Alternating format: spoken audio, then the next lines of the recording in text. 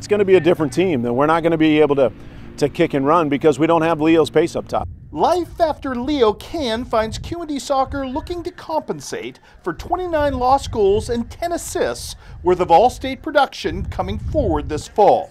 But as ever at 10th and Jackson, necessity is the mother of reinvention for Greg Reese, as he seeks to build a better goal creation mousetrap.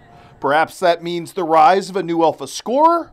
We've got Rylan Fisher's by far our go-to player this year. I mean, solid performance last year for the last couple of years, but he's leaned up. He's fitter than where he was. He's stronger than where he was and quicker with his feet.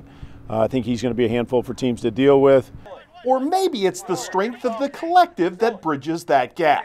I mean, Leo. He's difficult to replace at any time, but you know, I think it's going to be more of a trio of guys that are going to have to step up. Nolan Heck has shown great strides in the offseason. He scored a little bit for us last year, but he's physically stronger, mentally stronger, so I think he's going to help out. And then Sully Walker was kind of a garbage guy that's, you know, scores goals inside the 6, but we'll take those just as easy as one from 30.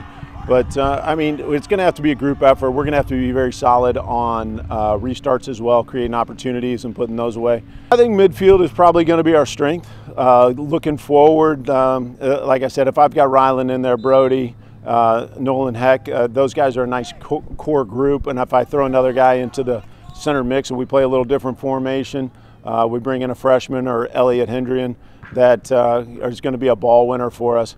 So, I mean, I like the core group that we have in there. The Raiders have questions to answer in the back as well. With an heir apparent to Max Frericks already on the rise in goal. Carter Hankins in the goal has shown the ability to be a good shot stopper, but we got to see if he's going to be able to step up and be a leader, which is what we've been working on. And at least one linchpin at the back line to build around. At the back, we're going to be a little bit young, a little bit inexperienced, but Channing Trevino comes back, and Channing's looked really good this year. He's faster, he's much stronger, he's more confident on the ball. The most pressing issue of all for Q&D, however, might be a dearth of experienced healthy bodies, which may force a trio of 9th graders into the immediate mix. It'll be a quick learning experience for them. I mean, just with our numbers being what they are, we've got a couple of guys that are fairly athletic that I think we can just put on and let them run. Especially early on, their goal is to learn the speed of the game.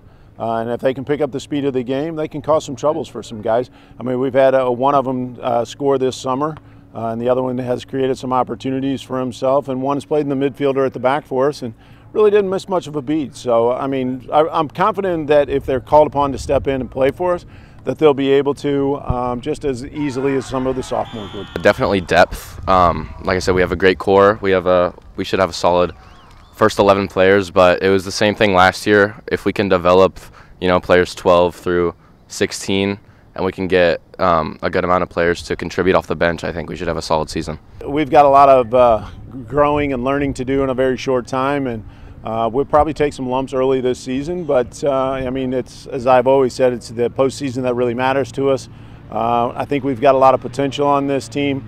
We've got to figure out formations. We've got to figure out who's going to play in those formations and where they're going to play. But by the end of the season, I think we should have a pretty good product out on the field.